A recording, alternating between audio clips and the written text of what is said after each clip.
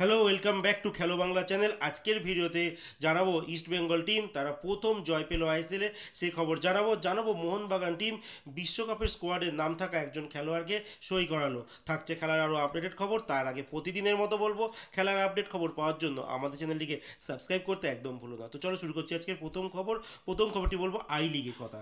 I লিগে আজকে Real Kashmir তারা গোকুলাম কেরালার সঙ্গে ঘরের মাঠে খেলতে নেমেছিল, যেখানে তারা ম্যাচটি 1-1 গোলে ড্র করে। আর এই ম্যাচে রিয়াল কাশ্মীরের হয়ে গোল করে তাদের বিদেশি খেলোয়াড়, ক্যামেরুনের খেলোয়াড়, সেন্ট্রাল ব্যাক পজিশনে খেলে আমিউনু বাউবা, যিনি লাস্ট ইয়ারে কিন্তু লাস্ট 3 বছর বলতে পারো মোটামুটি গোকুলাম কেরালাতে ছিল। এই বছর তিনি রিয়াল কাশ্মীরে সাইন করেন, আর অ্যাজ এ ডিফেন্ডার খেলোয়াড় কিন্তু তিনি হেড কোর্ট থেকে গোল করেন। আর এই ম্যাচটি আলটিমেট ড্র হয়। আর বলে রাখি, একটা সময় ছিল আফ্রিকান খেলোয়াড়রা কিন্তু এই আই লিগে রমরমা ছিল, বাট এই মুহূর্তে তাদেরকে আর দেখা যায় না। এখন আই লিগ বলো বা আইএসএল বলো, সব জায়গায় কিন্তু আমরা দেখতে পারি ইউরোপ সার্কিটের খেলোয়াড়।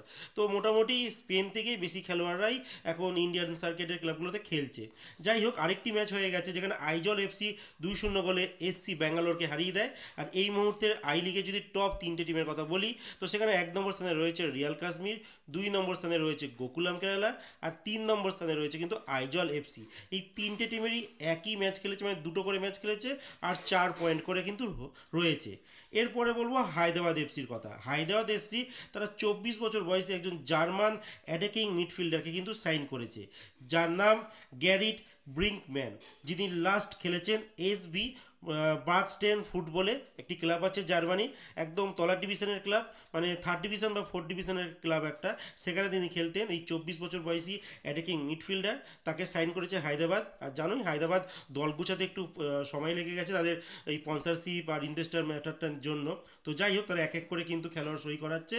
এই মুহূর্তে এই খেলোয়াড়টিকে সাইন করেছে, দেখা যাক কবে ইন্ডিয়াতে তিনি আসেন আর কেমন পারফরমেন্স করে আইএসএলে। এরপরে যে খবরটি বলবো সেটা হচ্ছে মোহনবাগানকে নিয়ে।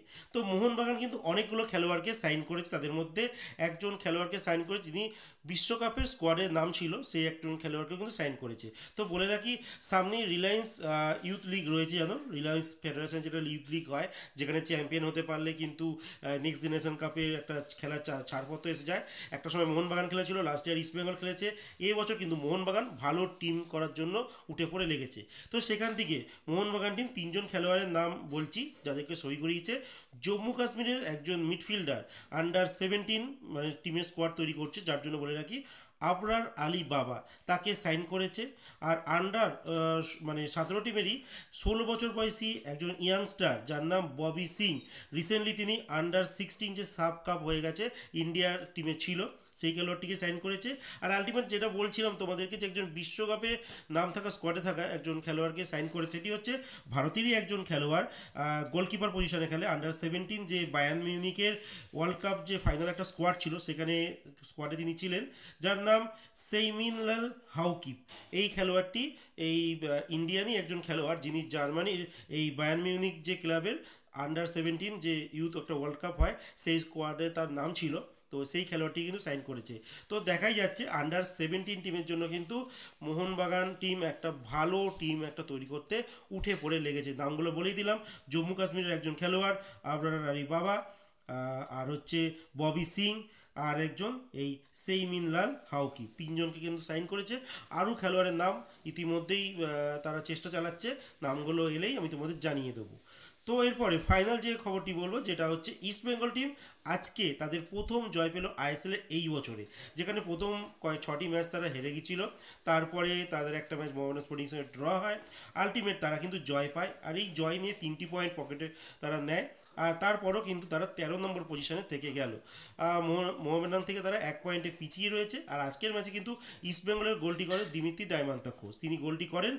আর দুটো টিমেরই কিন্তু আজকে একজন করে খেলোয়াড় কিন্তু রেড কার্ড হয়।